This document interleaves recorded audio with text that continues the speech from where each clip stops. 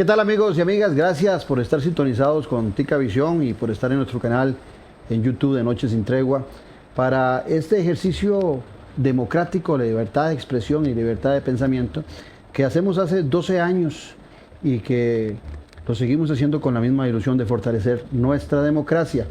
En ese marco de fortalecer la democracia, hemos invitado el día de hoy al diputado Ariel Robles del Frente Amplio. Con él vamos a tener una conversación a profundidad sobre diferentes temas que espero sea del agrado de todos ustedes. Ariel, qué placer tenerte aquí en Noche Sin Tregua. No, muchas gracias. Un saludo a todas las personas que han de estar siguiendo este espacio después ya de haber visto el clásico, ¿verdad? Y ya esto hoy debería ser motivo de celebración para cualquiera de las aficiones.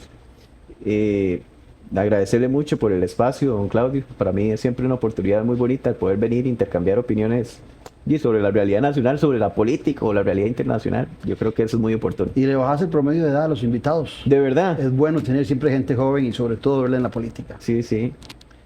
Bueno, hay un poeta, Benedetti, que dice que la juventud no se define en el número de años, ¿verdad? Lo que él dice es que quien tenga más sueños que memorias es joven, y quien tenga más memorias que sueños es viejo, independientemente de la edad. Entonces habría que ver, don Claudio, por dónde se posiciona uno. Con Mario Benedetti, estoy de acuerdo. Ya regresamos con Ariel aquí en su programa de la política con P mayúscula.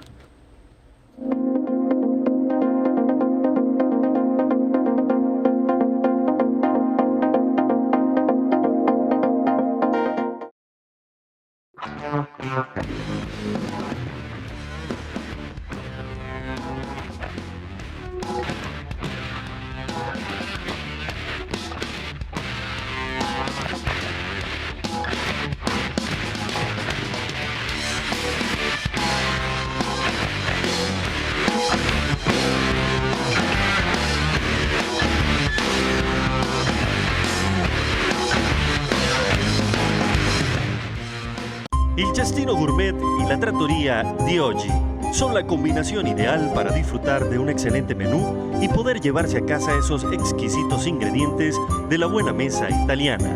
En la ya tradicional Trattoria di oggi te brindamos los sabores de Italia, acompañando excelentes vinos de la campiña europea. Y en el Cestino Gourmet tenés un mercado bien surtido, con finos ingredientes que utilizamos acá para que lleves a casa nuestra sazón y elabores tus platillos a nuestro estilo. El Cestino Gourmet y la Trattoria de oggi ponen a Italia en su mesa y en su casa. Con los temas de la política, sociedad y economía de Costa Rica y el mundo. Café y Palabras. Lo que hay que escuchar del acontecer nacional con el politólogo Claudio Alpizar Otoya. Café y Palabras, porque la política sí importa. Escuche Café y Palabras, de lunes a viernes a las 9 de la mañana en Radio Actual 107.1. Café y Palabras. Editorial Jade le invita a que adquiera ya el libro El elefante, el liderazgo y la política con P mayúscula del politólogo Claudio Alpizar Otoya. Una lectura y manual del buen político. Un libro de consulta para quienes gustan de la política. Costo del libro 8.600 colones. Adquiéralo.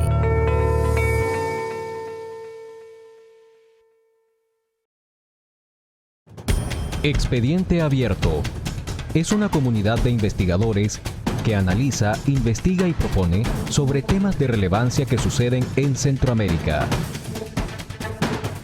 Expedienteabierto.org. Pensando en una Centroamérica mejor.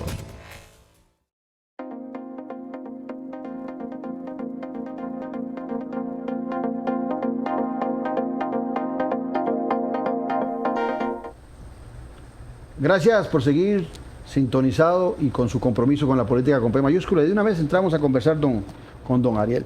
Don Ariel, los últimos días hubo unas declaraciones en una conferencia de prensa del presidente de la República que, palabras más, palabras menos, dijo que Ariel Robles, el diputado, era un diputado comunista que se mantenía en el closet. Eso causó molestia en muchos sectores y usted salió con declaraciones directas sobre el comentario del presidente. ¿Qué fue lo que más le molestó de ese comentario del presidente?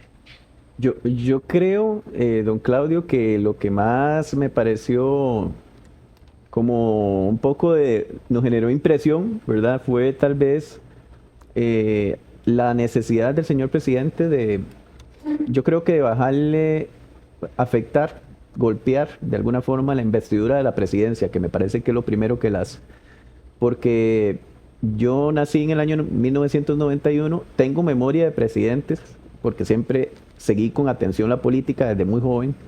Tengo memoria de presidentes más o menos en el ejercicio de sus gobiernos, de Miguel Ángel Rodríguez, digamos, para acá, más o menos. Y yo me recuerdo las diferencias que han tenido con la Asamblea Legislativa, con figuras en particular, los debates del ir y venir político, pero nunca vi un presidente, digamos, utilizando ciertas terminologías, ciertas formas de expresarse, acomodando preguntas con los periodistas para atacar en particular a alguien. Yo creo que eso fue lo que más me sorprendió de momento, ¿verdad? Yo creo que como toda persona, como ser humano, uno se lo toma como por sorpresa. Ya yo estaba en el plenario y todo el mundo me llegaba mensajes de personas cercanas, de personas no tan cercanas, pero como sorprendidas, y de gente de la política, de todas las ideologías y de todos los partidos diciéndome, pero ¿qué es lo que está pasando en la conferencia de prensa? Porque esto es extraño, ¿no? Entonces, de momento, cuando lo vimos, lo analizamos y yo siempre he creído que uno en la política no actúa con la primera emoción, sino que usted primero lo razona, lo medita. Entonces, después de meditarlo y razonarlo, me parece que la mayor afectación no es a mí como persona, sino a la propia investidura de la presidencia de la República, que ante un cuestionamiento, como los muchos que han tenido en este país, por una posible actuación irregular o corrupta, salga como sale, ¿verdad? Un poco enojado, con una frase que además en su connotación... Tiene una acepción muy particular, lo de estar en el closet. Y reprimido, porque usa la palabra como reprimido y en el closet, y además en toda la conferencia fue como el tema, ¿verdad? O sea, el tema era referirse a mí o a la Diputación en varias ocasiones, porque en otro momento de la misma conferencia de prensa, y también con un tema con una connotación de sexualidad, no sé por qué, ¿verdad? Pero la cosa es que más adelante en la misma conferencia habla de Manuel Antonio y la decisión que tomó Manuel Antonio, don Claudio, con el tema del recurso de amparo que le metieron porque el nivel de ingreso de personas estaba haciendo mayor a las implicaciones, sin estudio técnico. Entonces está hablando del recurso de amparo y demás, y en el momento dice, bueno, ahorita viene el diputado a reclamar, ¿verdad? Y bueno, no voy a decir por qué, pero después dice que por qué, ¿verdad? Entonces, no voy a decir por qué, pero posiblemente viene a reclamar porque no lo dejan entrar a aquella parte del parque. Yo no entendí de momento. Yo sí. No entendí, pero la gente de otra generación, un poquito mayor que la mía, lo entiende muy bien, porque ciertamente en la comunidad LGTBIQ y también mucha gente que venía del extranjero, entiendo que había una parte del parque donde se juntaba esa comunidad. Sí, la mayoría de los hoteles en un principio en esa zona fueron muy de buscar a la comunidad homosexual para que estuvieran en sus hoteles hospedados. Era una historia bastante antigua, de los años 80 y 90. Entonces, ves, nosotros analizamos y entendimos que la connotación no era solamente con un discurso, digamos, anticomunista, que eso es en primera instancia. ¿Qué te molestó más? ¿Que te tratara de comunista o que insinuara con esa frase que tiene una acepción particular que sos gay? Ninguna de las dos me molestó, la verdad, don Claudio, ninguna de las dos me molestó. Lo primero es porque la primera vez que me dijeron comunista tenía como 15 años y yo ni siquiera sabía por qué me estaban diciendo comunista. Entonces, como que he percibido que el concepto se utiliza, digamos, como un tipo de desacreditación, pero muchas veces que no tiene nada que ver con el concepto en la realidad. Pero en esa pues ni me sentí ni fu ni fa, digamos. Y en la otra parte lo que me molestó fue por el día, porque era un día internacional en contra de la violencia y, ¿verdad?, que viven, la discriminación que viven las personas que son sexualmente diversas, ¿verdad? Es un día en contra de la homofobia, lesbofobia, bifobia ¿verdad? Y entonces me pareció como que era menos preciso utilizar esas frases ese día, que me lleva a pensar, porque yo nunca desmerito las acciones del señor presidente de la República ni de su partido. Me parece que ha sido un error de las diferentes fuerzas políticas como pensar que todo lo hace por chambonada, sino que yo siempre he creído que a veces toma decisiones muy bien medidas comunicativamente hablando para generar ciertas discusiones. Entonces, eso fue tal vez lo que me causó más ruido, ¿verdad? Pero, a diferencia de él, yo sí tengo un respeto absoluto por mi investidura y por la investidura de él, aunque no la respete. Y yo nunca saldría, digamos, a caer en ese juego de decir, bueno, es que yo soy esto y no soy aquello, o yo soy esto y no soy lo otro, o mi sexualidad va para este lado, para lo otro, porque creo que en este país, don Claudio, y yo creo que en eso usted estará de acuerdo conmigo, creo que en este país cualquier persona puede denunciar un caso de corrupción, ¿verdad? No necesita ser ni comunista, no necesita ser homosexual o no necesita ser popular, porque utilizó también esa frase. O un machote, un vaquero. O un vaquero, o sea, no es... Usted no se le desacredita una denuncia y cuando usted llega y denuncia, bueno, es que en el ICE están usando plata de una forma irregular, nadie llega y agarra y le recibe la denuncia. Mira, no, es que usted es comunista, tome, vaya para atrás. Uy, no, mira, es que usted es homosexual, tome, vaya para atrás. Mira, es que usted en el Facebook tiene 1000 amigos. Entonces, ya no, porque aquí ocupamos las denuncias con que sea de gente popular. Y bueno, yo he dicho mucho esto, yo nací en un barrio donde la gente nadie es popular, pero viera que tiene principios, es muy honesta y denuncia lo irregular. La gente de mi barrio, por ejemplo, cuando a una señora se le estaban metiendo a robar, salió en carrera y llamaron a la policía porque se le estaban metiendo a robar a la casa del vecino. Y esa señora no era ni comunista ni tampoco nada, ni neoliberal. Ni neoliberal, era una señora que denunció porque tiene principios. Entonces yo nací en un país y en un barrio donde usted no necesita ser popular para denunciar la corrupción, bueno, ahora que y defender eso. Ahora que no sos popular, le decís que no es necesario ser popular. En esa misma conferencia el presidente dijo que a vos nadie te conocía. Ajá. O sea, y entonces cuando yo lo oí decía, pero al presidente se le olvida que cuando él llegó de ministro de Hacienda o cuando fue candidato nadie lo conocía. La que conocían era a la diputada hoy, Pilar Cisneros, pero a él tampoco nadie lo conocía. Sí, y con eso te quería descalificar. Sí, y bueno, y también que esa conferencia, por eso le digo que tuvo de todo. Finalmente se vuelve como cuando la conferencia se está volviendo como cuando yo voy a un lugar con mis compas, con mis amigos, ¿verdad? Y entonces nos volvemos como en un tono de chistes y bromas y vacilones, y que por rato de eso permea la función pública y política y la investidura y el respeto que tiene, yo creo, un espacio en el que están nuestras máximas autoridades del Ejecutivo, ¿verdad? Porque la pregunta que le hacen es, mira, ¿qué piensa de lo de la piñata de recursos que está denunciando Ariel Robles, el diputado? Entonces se vuelve y dice, Ariel Robles, el diputado del Frente Amplio, ¿verdad? Porque a él casi nadie lo conoce. Y el periodista le vuelve, bueno, periodista o comunicador, yo no sé, le vuelve y le dice, bueno, en el Parque Francia lo conocen muy bien. Para la gente que fuera de la gran área metropolitana, yo tampoco sabía que era el Parque Francia, porque yo soy de Pérez, entonces hasta ahora que vine a estar aquí en San José por estar de diputado, conocí que era el Parque Francia, y el Parque de los Marihuanos, ¿verdad? Sí. Entonces, todo fue como extraño, ¿no? El escenario todo es muy extraño de lo que sucedió, pero en eso de los periodistas que decías, a mí me ha parecido, no la verdad, el comportamiento de muchos de los periodistas que llegan ahí. Yo no soy periodista, lo aclaro, soy politólogo, pero me parece que los periodistas o comunicadores, como bien lo decías vos, que llegan a esas conferencias de prensa, ahora que hablabas y saludabas por la final que se jugó el día de hoy de fútbol, resulta que son como centros a la olla que le hacen esos periodistas al presidente para que el presidente conteste lo que la pregunta de ellos está insinuando. Me da la impresión de que muchos llegan ya en un acuerdo tácito de que se le tiene que preguntar al presidente y que el presidente a esos le sonríe, y apenas salen medios de los que él ha definido como canalla, su gesticulación y su rostro cambia desde el inicio de la pregunta. Yo creo que las conferencias de prensa se están desvalorizando mucho desde el concepto de esa criticidad necesaria y que el presidente no acepta. Sí, bueno, la prensa se ha vuelto, en un inicio, el concepto que él instauró, digamos, comunicativamente hablando, de prensa canalla, aplicaba para la gran prensa corporativa, ¿verdad? En un inicio, parecía Sí, que cuando él planteó prensa canalla, se refería, digamos, al Grupo Nación, Teletica y Repretel.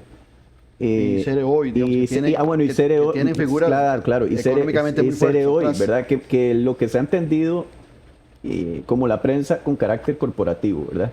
Entonces, en un inicio fue así, pero hoy el concepto de prensa canalla está ampliado, ¿verdad?, a cualquier medio, pequeño, mediano, regional, que ejerza crítica. Entonces, prensa canalla es aquel que ejerce crítica al gobierno, y canallas somos todos el resto también que ejercemos alguna crítica al gobierno en algún momento, porque tampoco tiene que ser que usted pase criticándolo para ser, o sea, que se un canalla. Y está después el resto, que es la prensa, yo le digo que la que le lleva chicharrones, porque eso es broma a luces, ¿verdad? Hay gente que le lleva chicharrones ahí. Sí, antes de hacer la pregunta le dice, yo lo vi eso. Ahí le traigo el plato de chicharrones. Ahí le trae unos chicharroncitos, presidente. Entonces ves, y esos no son canallas porque hablan bien de mí. A mí me parece que que eso más bien traería un problema justamente en el sentido de la democratización del acceso a la información, ¿verdad? Y de los medios de comunicación, porque nos pone en un tema de premios y castigos. En eso, usted dijo que el presidente era agresivo y dictatorial. Y también le dijo que en las puertas de él estaba la corrupción. Sí, no, yo creo que la corrupción está caminando dentro, ¿verdad? En las puertas, y le están abriendo la puerta para que entre, porque, bueno, nos ha llamado la atención poderosamente varias cosas. Tal vez la casualidad o el destino, no sé, en la política casi que no hay coincidencias, todo pasa por algo.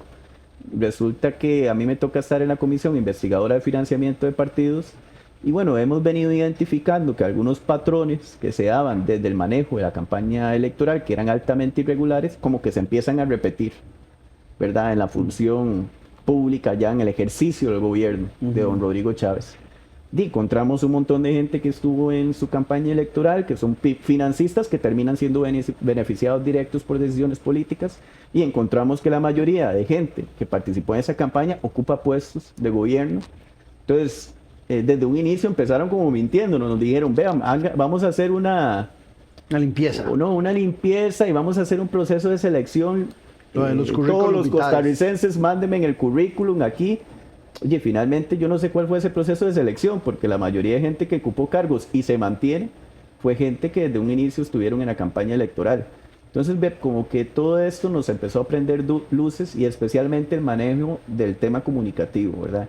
Vimos cómo hay una articulación, por ejemplo, entre algunos medios de comunicación, hay una articulación entre la conferencia de prensa, hay una articulación desde el ejercicio que utiliza la jefa de fracción, doña Pilar Cisneros, en el plenario, de sus controles políticos, y hay una articulación con los troles en redes sociales y con algunas personas que son cercanas a ese partido. O sea, todo el mensaje comunicativo está articulado.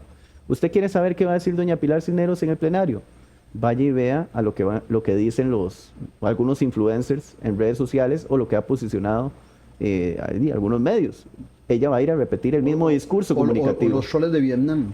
O la gente que viene de Vietnam y todo eso. Entonces, ves, ahí yo me daba cuenta que iba a decir doña Pilar. Alguna gente decía, mira, Ariel, es que yo noto como que usted está preparado para...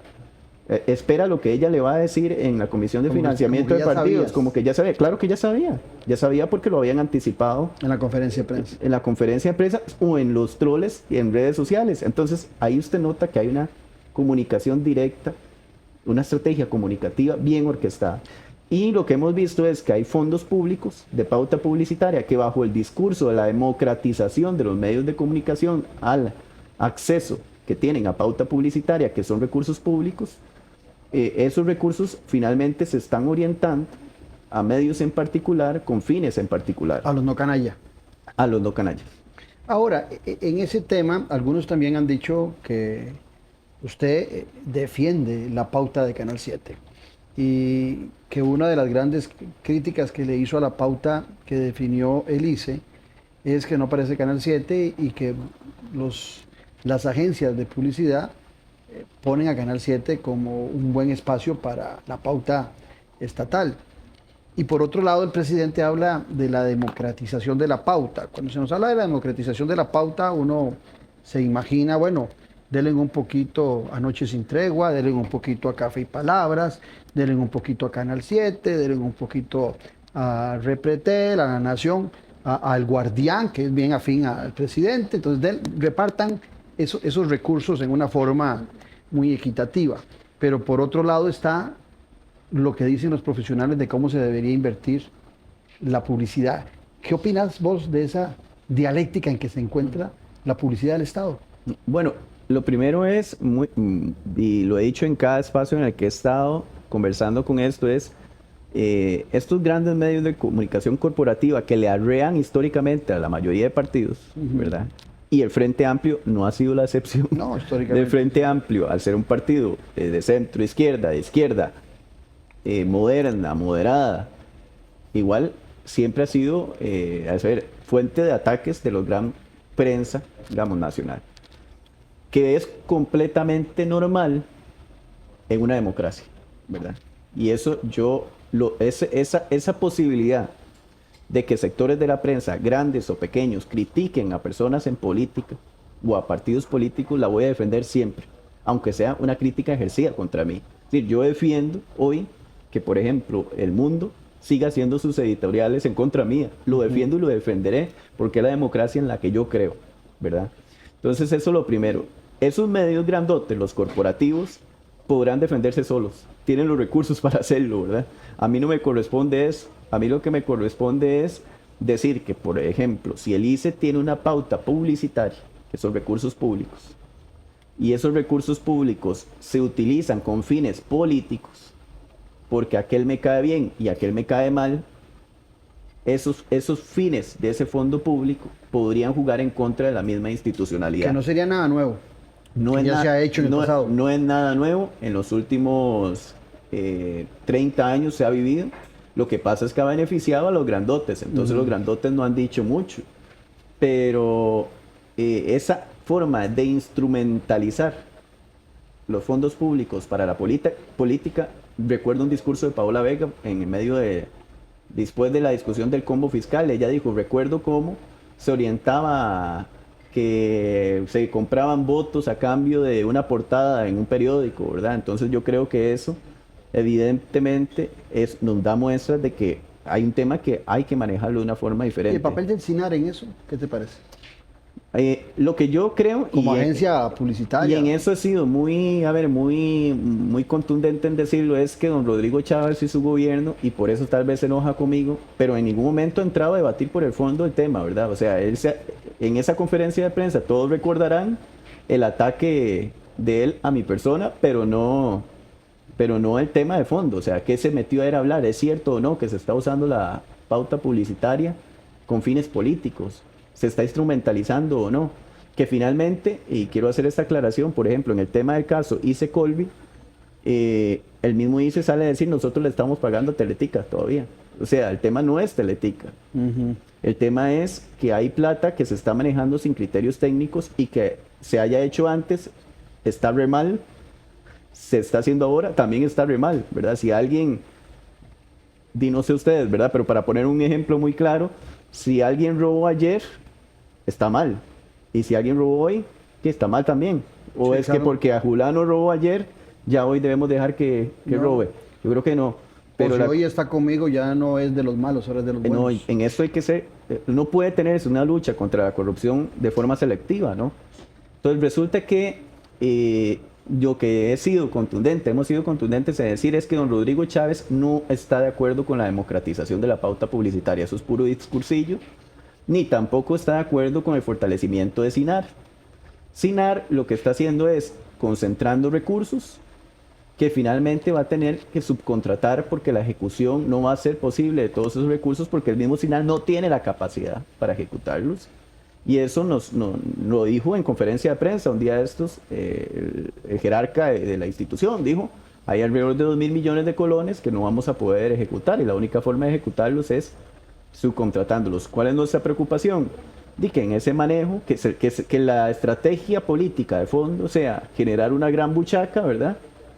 Y que generar una gran arca, en palabras del presidente, en algún momento dijo que en una entrevista, yo lo escuché, que cuando él hay gente que cuando ve un arca llena le da tentaciones. Sí, se está llenando un gran arca y nos preocupan las tentaciones que pueden tener. Y eso de que las pautas de los entes descentralizados, las autónomas, vayan a alicinar, no roza con la independencia administrativa, descentralización administrativa constitucional que tienen los entes autónomos. Hay algunas instituciones que, por ejemplo, tienen criterios jurídicos como el ICE, ¿verdad? De que ellos no... en la ley del SINAR establece que hay un 10% de la pauta que debe ir a SINAR. Exacto. Pero el ICE, al ser una institución en competencia, que esto es lo otro, es un tema delicado, ¿verdad? La gente dice, pero ¿por qué hablan del ICE y no hablan de la otra, de la Universidad de Costa Rica, por poner un ejemplo? Pero bueno, es que hay que entender que el ICE es una institución en competencia. Y una competencia bravísima, don Claudio. O sea, está compitiendo con Liberty y con Claro. Que son monstruos internacionales. Y ahí es un ejemplo muy particular. Bueno, el ICE, digamos que dice, el presidente le dice a las autoridades del ICE, no quiero que pauten en tal canal porque a mí me caen re mal, me pasan arribando todos los días. Bueno, entonces el ICE no pauta ahí. Bueno, entonces Claro y Liberty, que están viendo la cosa, dicen, ¿saben qué? Como es, la competencia tiene que ser igual, yo tampoco pauto ahí.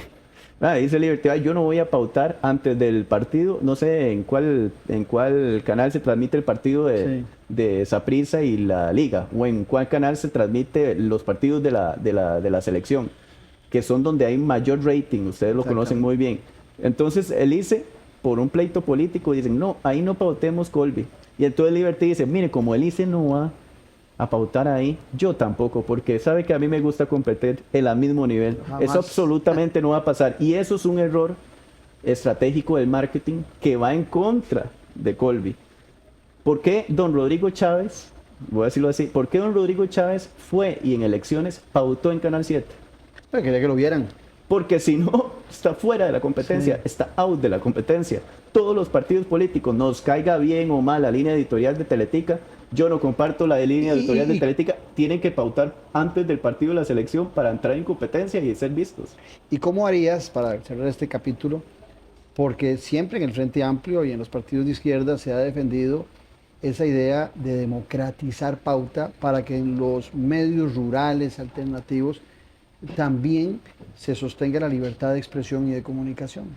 Estamos completamente de acuerdo. Hubo una discusión de un proyecto de ley en su momento que fue impulsado por el Frente Amplio y recuerden cómo fue atacado por la prensa corporativa, que también no quiere, no quiere que haya nuevas voces, no quiere que se escuche, que no se escuche a Julano, que no se vea a un Claudio, pero es muy crítico. Estoy poniendo un ejemplo, ¿verdad? Sí. Pero claramente que ahí hay un tema que hablarlo, pero hay que hablarlo con seriedad, no con fines politiqueros, sino con fines democráticos, me explico, de fortalecimiento de una democracia, que tenga más posibilidad de acceso a los medios regionales. Porque lo que está pasando hoy, repito, no es lo que está defendiendo don Rodrigo Chávez, no está defendiendo eso. No hay un proyecto de ley que hable de democratizar el tema de acceso a mayor pauta publicitaria, ni tampoco a mayor... Y una democratización podría del ser... espectro. También podría ser que, por ejemplo, Colby, que es estatal, tenga a todos los canales nacionales dentro de su parrilla, que no pasa, no ¿verdad? sucede. Eso sería una democratización. Eso sí sería una democratización real, por supuesto. Y quiero puntualizar en esto. Yo pedí la información, desde el despacho pedimos la información para que nos enviaran la pauta de todo el gobierno central. Exacto. En gobierno central... Que no te la querían dar y tuviste que hacer Tuvimos que recurrir. Ese fue el primer recurso de amparo que le ganamos a Casa Presidencial. Me manda la información y una hoja venía incompleta. Venía que parecía que lo habían... Como en borrador. Lo imprimieron, parece que en la impresora de Cristóbal Colón, ¿verdad? Era una cosa que no se podía leer. Nos llamó la atención, ¿verdad? Tuvimos que solicitarla nuevamente y decir, ya, y si ustedes no la dan, vamos a tener que recurrir nuevamente a la sala para decir que están desobedeciendo. Entonces resulta que hay un desacato de un mandato constitucional. Resulta que nos la mandan. Y por eso digo que aquí no interesa, a don Rodrigo no le está interesando el tema de la democratización de la pauta publicitaria. Nos envían la distribución y resulta que en esa de CONAVI, esa asignación de pauta publicitaria de fondos públicos, ahí está la plata de la nación, a la nación no la tocaron. Sí. No la tocaron. Pero resulta que hay unos mediacitos pequeños que llegaron y le dijeron, a este no le doy, a Sinfonola no le doy, Sinfonola es la radio que escuchaba mi papá, a Sinfonola no le doy, a la Voz de Guanacaste no le doy, y otros medios pequeños, a estos no les doy, pequeños medios de comunicación. Eso es una prensa canalla, ¿no? De la que se refería el presidente. Yo creo que no, son medios independientes, con criterios independientes, algunos ni se meten en el tema político.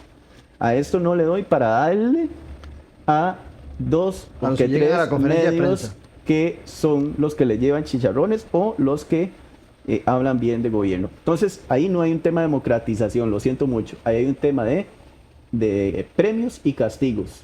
Si usted habla bien de mí, le doy, y si no habla bien de mí, no le doy. ¿Es nuevo en la política? No, ha pasado, pero hay que cambiarlo, que cambiarlo, y yo soy diputado hasta ahorita, y hasta ahorita me toca vivir con eso. Ariel, vos sos parte de la comisión que estudia el financiamiento de los partidos políticos.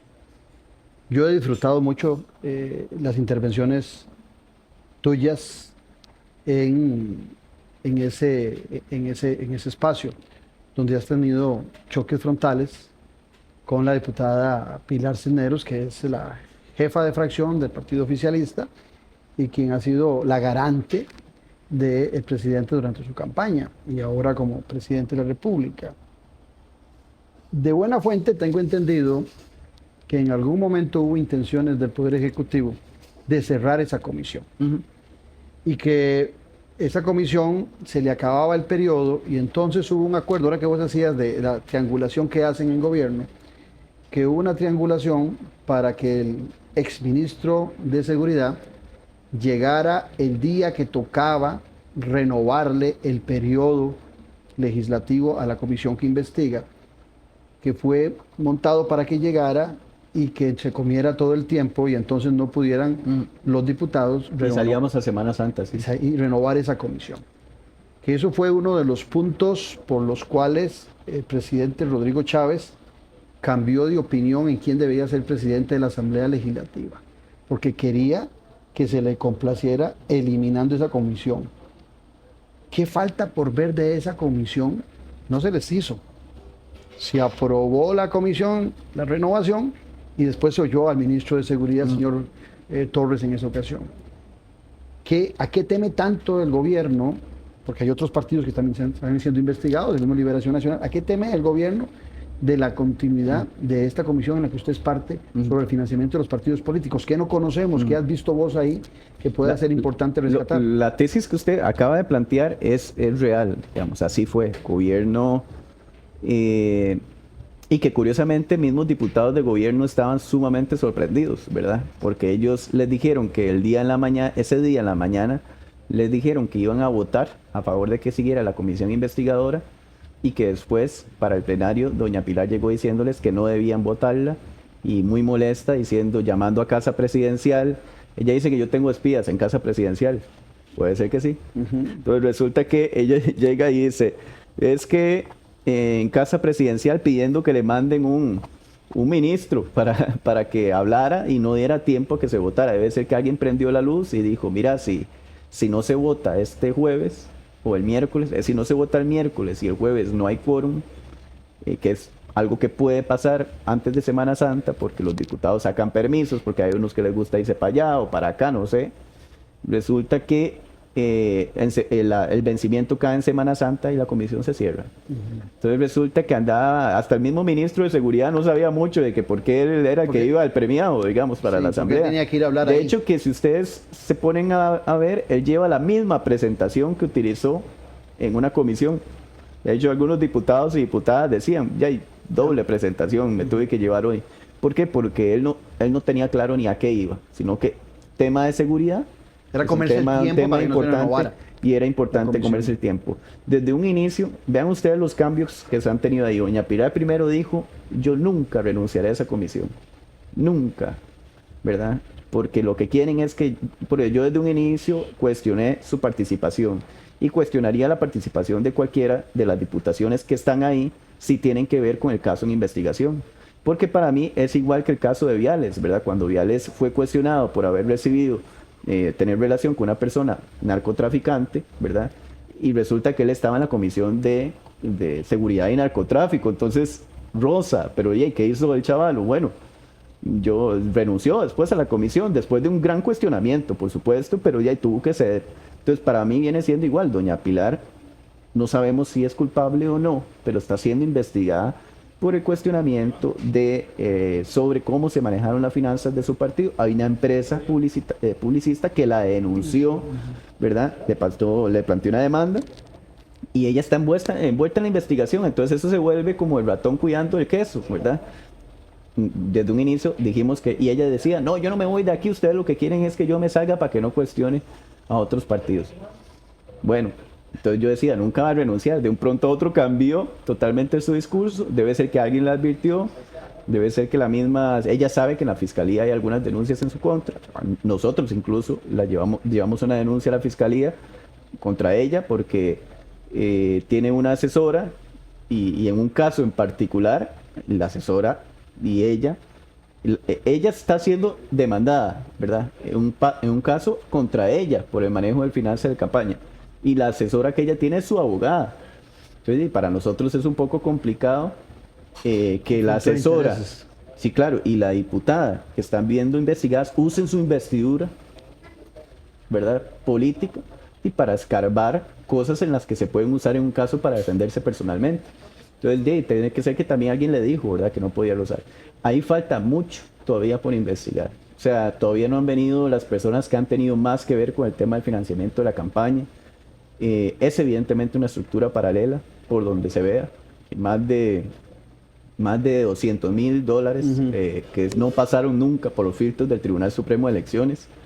Se han ido cayendo todos los argumentos que se utilizaron en su momento cuando dijeron, es que don Rodrigo Chávez no era candidato todavía, entonces podía hacer lo que le daba la gana. Imagínense ustedes los ilógicos que ahí han sostenido. Y yo creo que eso ha ido afectando también la credibilidad, incluso de personas a las que le creímos tanto, yo incluido, como doña Pilar, y que nos fuimos dando cuenta en el camino de que nos están mintiendo. ¿Nunca habías hablado antes de ser diputada con la diputada Cisneros? ¿Nunca habías tenido una relación? ¿La conocías por televisión? Yo la vi, crecí viéndola, ¿verdad?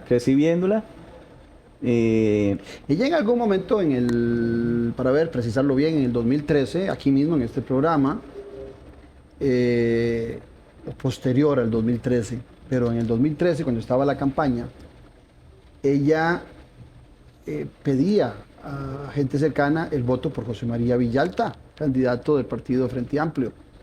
Ella le había abierto mucho espacio a José María Villalta en Telenoticias. Y en este programa, en Noches sin Tregua, una vez le pregunté yo a doña Pilar Cisneros por ese apoyo del Frente Amplio y le dije, doña Pilar, ¿usted es socialista? Y me dijo que sí. Ahí están, los que quieran pueden buscar los programas de Pilar Cisneros acá. Y me dijo que sí era socialista. Hoy, ustedes que son un partido socialista, no comunista, son cosas diferentes, ustedes son un partido socialista, ¿sienten que Pilar Cisneros podría ser parte de ese partido o cambió Pilar Cisneros y ya no es socialista? Yo no sé si cambió o vi quién era, ¿verdad? Yo la verdad no sé. Yo también vi esa entrevista y también vi otra en la que habla de José María. Y la verdad es que yo lo que he visto en el ejercicio que ella tiene en el cargo, primero creo que es una señora muy inteligente. Quiero decir eso, creo que doña Pilar es una señora muy inteligente y he aprendido una política que a la gente inteligente, a la gente capaz, se le respeta y se le exige más, a mi criterio. Yo le exijo más coherencia a doña Pilar que al resto de diputados de su fracción, porque ellos, ya hay mucha gente ahí que... La verdad es que ni se sienten. Que nadie sabe quién es. Sí, nadie sabe, ¿verdad?, como el rol que ejercen. Pero... ella sí sabe, y ella es una persona inteligente, ella entiende el Estado social costarricense, ella entiende qué es lo que está haciendo. La gente le escucha y tiene un alto grado de responsabilidad. Es más, voy a compartir esto. En su momento, yo un día, antes de que pasara todo lo que ha pasado, iniciando en la asamblea, ella llega un día y estamos hablando, cuando me hablaba, estábamos hablando y ella me dice, me contaba, digamos, como yo soy más joven, ¿verdad? Como que soy de la edad de los hijos y así. Estábamos como en una conversación de este tipo Y entonces yo le dije que para mí ella era la responsable, cosa que creo, de que don Rodrigo Chávez sea el presidente de la República.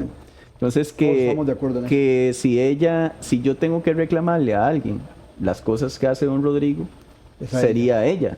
Y ella se murió de risa. Yo creo que pensó que yo estaba bromeando, pero era una realidad no personal, es una realidad política. O sea, yo en un ejercicio político enfrento a Pilar Cisneros el personaje político, nunca a la persona. O sea, la persona que está fuera, y porque yo así aprendí a hacer política. Esa es mi escuela política. Sí, yo escuché a Patricia Mora por tiempos decir, yo no tengo enemigos personales, lo que tengo es rivales políticos. Y yo creo en eso, de alguna forma, y lo trato de ejercer. Pero bueno, ahí en su momento, cuando lo que yo veo de ella es, no sé, es una persona, a mí en lo particular, y lo he dicho frente a ella, y lo digo aquí, y lo digo en cualquier espacio, y lo digo a los costarricenses, para mí ha sido una decepción su carrera política. Para mí ella hipotecó su nombre con este partido y con este gobierno. Porque yo esperaba de doña Pilar que cuando las cosas no fuesen bien, fuera la primera en decir, por ahí no es el camino. Y ella no lo ha hecho, ha sido escudera de don Rodrigo Chávez, escudera en las decisiones que ha tomado don Rodrigo Chávez, ha sido no solamente la que lo protege, sino además ha sido la cañonera para orientar ataques en contra de cualquier persona que le cuestione, en contra de incluso sus compañeros de trabajo y su compañera de fracción también, sí, cuando doña Luz María Alpizar, por ejemplo, siendo diputada, ha tenido criterios diferentes. La mandan a la hoguera. Doña Pilar ha sido enemiga de ella. Vos sos un muchacho muy joven, de 31 años, sacaste tu bachillerato, sos máster en gestión educativa, con énfasis en liderazgo, tenés una maestría en gestión educativa, en énfasis en el aprendizaje en inglés, o sea, sos un joven preparado que le gusta la política. Eso no es común. A eso aspiraríamos muchos, que muchos jóvenes no solamente se metan a política porque les gusta, sino que lleguen preparados. Esta fracción del Frente Amplio, de las 5 que ha tenido el Frente Amplio, es diferente. 3 fueron unipersonales con Merino y 2 con José María Villalta. La del 2014, que fueron, si no mal no recuerdo, 9 diputados, fue un desastre. Esta se ve monolítica, se ven jóvenes preparados, no lo digo yo, don Rodrigo Arias Sánchez, aquí, dijo que tenía muy buena relación con ustedes, que eran una fracción de muchachos muy estudiosos y muy preparados, y que caminaba la relación en la Asamblea Legislativa por buen camino. Para muchos una sorpresa, porque el Frente Amplio y el arismo como que históricamente nunca han sido así como partners, pero demuestran en el conocimiento de la figura de don Rodrigo una buena relación. ¿Qué hicieron diferente para renovar en el Frente Amplio? ¿Tiene el Frente Amplio otra visión o sigue el Frente Amplio defendiendo el chavismo venezolano, sigue identificándose con Cuba, sigue identificándose con Ortega en Nicaragua? ¿Qué ha cambiado? ¿Qué hay diferente en el partido y en esta fracción? Bueno, primero yo creo que el Frente Amplio no es un partido, a diferencia de otros, que se tenga que venir a pintar como perfecto, como un partido perfecto, como un partido que no cometió sus errores, como un partido que en esa fracción grande, pues no se hizo de la mejor forma. Usted la describió como un desastre. A mí me parece que en el escenario político fue un desastre, precisamente. Que asumimos, al punto que a la elección siguiente solo José María Villalta. Y justamente, pues, yo creo que lo que mejor se puede hacer es entender la política como un proceso dialéctico que se transforma, venga, en el tiempo, que camina y que se perfecciona, ¿verdad? A mí me gustan mucho autores como Gramsci, ¿verdad? Que es un pensador italiano, político italiano, y él plantea que los partidos políticos nunca son perfectos y no serán perfectibles, o sea, siempre están en construcción los partidos, ¿verdad? Y el Frente Amplio, para estar en construcción, tiene que entender qué cosas se han hecho mal para poder cambiarlas y que estar acorde a las exigencias de los tiempos. Yo creo que el tiempo en el que estamos exige grandes responsabilidades de los partidos políticos. Entonces el Frente Amplio tiene que asumir eso. Yo creo que lo asumió, creo que hizo un proceso de selección de candidaturas muy responsable. Gente joven, sí, en su mayoría gente joven, pero con una experiencia dentro del partido, con una claridad del partido en el que está. Personas de diálogo, firmes pero de diálogo. Yo creo que por eso tal vez don Rodrigo Arias puede tener ese criterio sobre el Frente Amplio, que es gente, porque sí, porque somos firmes en lo que defendemos. Somos muy predecibles. Decía que no coinciden, que ahorita vamos a hablar en la jornada 4-3, pero que coinciden en los temas de seguridad, por ejemplo. Bueno, la lectura nuestra, don Claudio, muy puntualmente es que la política es el arte de lo posible, ¿verdad? No es solamente nuestra, usted sabrá de quién es esa visión, pero la política es el arte de lo posible y para eso hay que dialogar con el rival, hay que hablar con el rival, a ver hasta dónde se puede construir y llegará momentos en los que no podemos construir. Pero, por ejemplo, que no estemos de acuerdo con jornadas no quiere decir que podemos estar de acuerdo en materia de seguridad y ahí habría que darnos la mano para echar para adelante.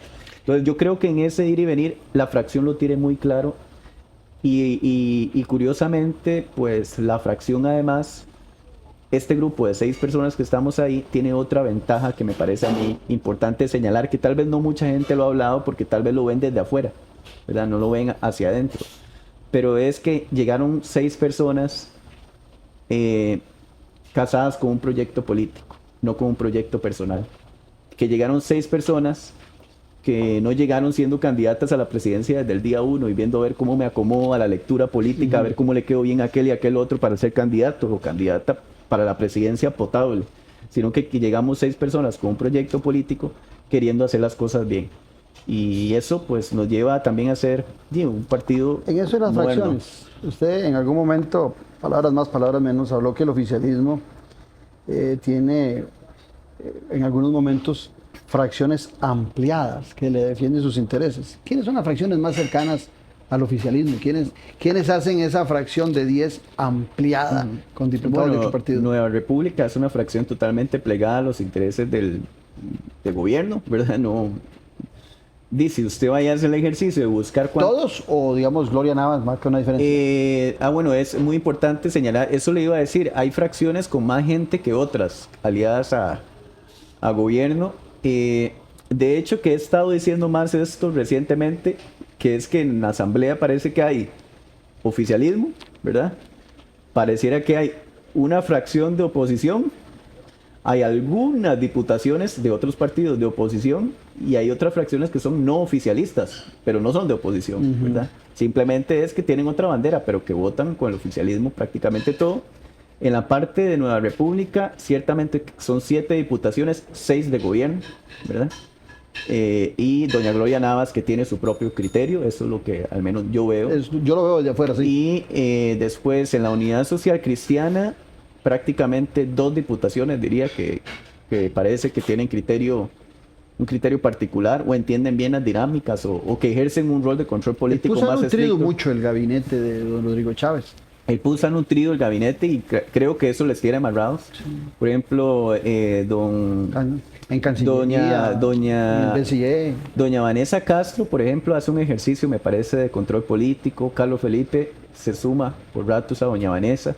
Doña Daniela Rojas, efectivamente, ella es de una vocería del oficialismo, ¿verdad? Ella, cuando fue jefa de fracción, ella defendía la agenda del oficialismo como si fuera propia. Es más oficialista que los propios oficialistas, ¿verdad? Entonces, ella es una diputada muy, pero muy cercana al gobierno. Posiblemente, bueno, ella fue asesora de don Erwin Macís. Don Erwin Macís está nombrado en el BCIE y posiblemente ahí, pues claro que yo creo que esos puestos en los gobiernos no se los dan de gratis y eso les impiden un poco el accionar. Hablemos de la jornada 4-3, nos queda poco tiempo. Bueno, iba a decir Liberación, muy dividido, ¿verdad? Tampoco, algunos de Liberación, sí hay un bloque de unos 6, 7 que sí son más confrontativos al gobierno, pero hay otros que sin duda terminan acomodándose. La jornada 4-3, se ha confundido jornada 4-3 con jornada de 12 horas. En Europa hay jornada 4-3, pero de 8 horas o de 10 horas, 4 días continuos que la gente trabaja. ¿Por qué sucede eso en Europa? porque se considera que una buena economía, una economía pujante, produce espacios para el ocio. O sea, una de las ventajas que produce una buena economía es que la gente cada vez trabaja menos horas.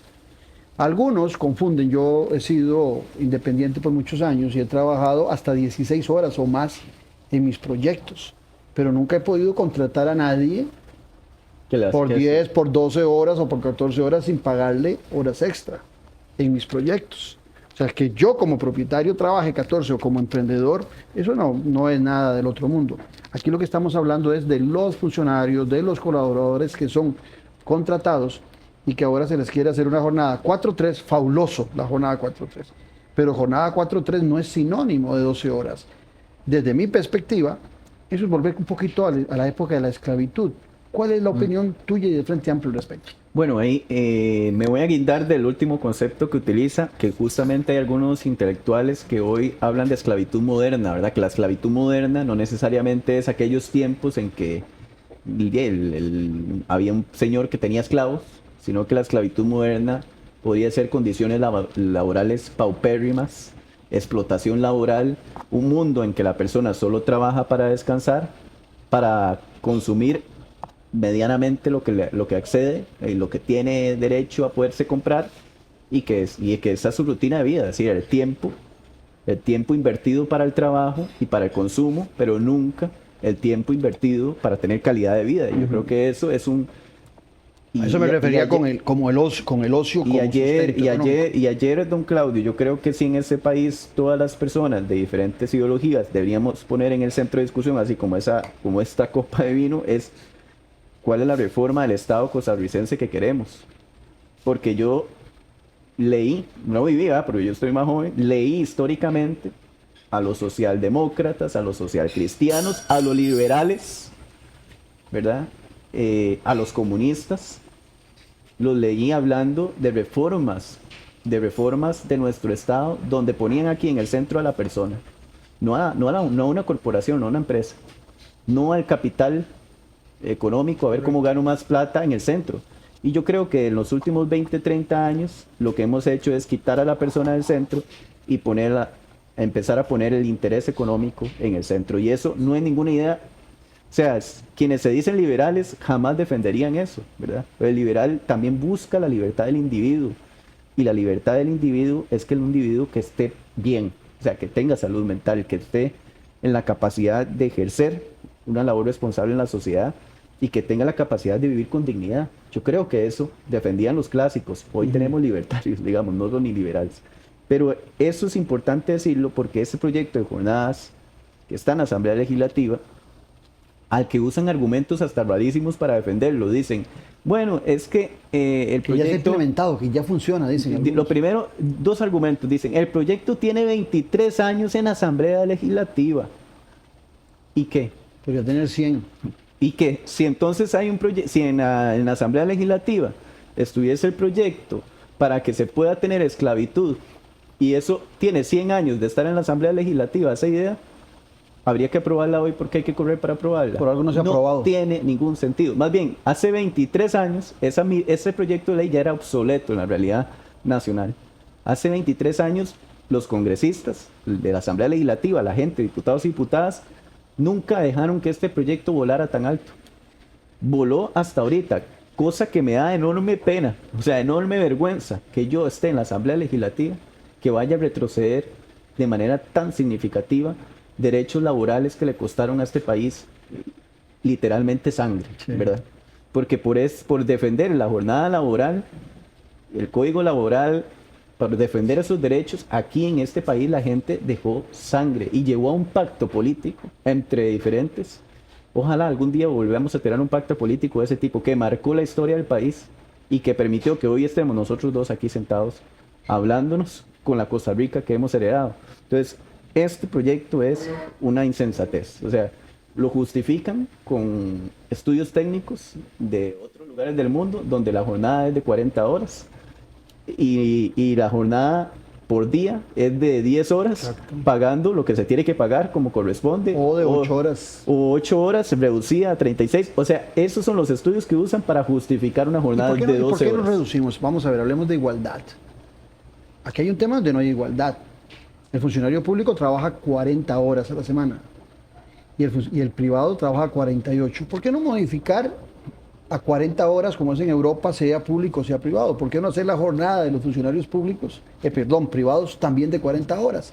Y después de que tengamos las dos jornadas equiparadas, las dos de 40 horas, hablemos de ahora sí de 4-3. Bueno, entonces 4-3 sería de 10 horas. Bueno, esa sí era la tesis del Frente Amplio, que deberíamos estar hablando de una reducción de la jornada, que de por sí las empresas del mundo, de por sí, están diciendo, prefiero un trabajador eficiente que uno reventado que no va a ser eficiente porque afecta mi productividad. Eso lo dicen las empresas, no lo dice Ariel, no lo dice el Frente Amplio, lo dicen las empresas. ¿Qué es lo que pasa? Que en nuestro país, nuevamente, la reforma del Estado está pasando por los intereses económicos particulares, corporativos, no por la persona, ¿verdad? No por posicionarnos diciendo, busquemos una reforma laboral que contribuya al Estado o la situación de la gente. Eso ha sido sumamente imposible. Tendría que ser usted diputado también, don Claudio, para que sume a esa discusión, porque esta conversación que acabamos de tener aquí no es entendible, porque cuando el Frente Amplio ha avanzado, por ejemplo, en el diálogo, a decir, mira, reduzcamos, que no sea jornada 4-3 de 12 horas, eso es insalubre, eso claro, afecta a la persona, reduzcámosla, y cuando se han movido para reducir, ¿verdad? En esa discusión estuvo mi compañero Jonathan Acuña, lograron que, por ejemplo, se redujera en horas, que llegara a 11 horas. O sea, tampoco era que habíamos llegado a un acuerdo, simplemente que el gobierno estaba, se supone que cediendo. Doña Pilar se fue, se la presentó a los empresarios le dijeron que no, y ella vino y dijo, no va. ¿Por qué no, doña Pilar? Porque los empresarios dicen que no. Entonces, doña Pilar Cisneros, usted me dijo, ¿es socialista? No, un socialista no haría eso. Se nos fue el programa. Ariel, pero muchas gracias por habernos acompañado. Yo creo que ha sido, a mí personalmente, pudiéramos tener algunas diferencias ideológicas, yo como socialdemócrata, vos como socialista, pero de eso se trata, de tratar de intercambiar, y lo que más me alegra es ver gente joven, preparada, metida en política. No, muchas gracias y muy buen vino. A la orden. Muchas gracias, los esperamos en 8 días, aquí en Noches sin Tregua, donde usted disfruta política con P mayúscula. Un abrazo.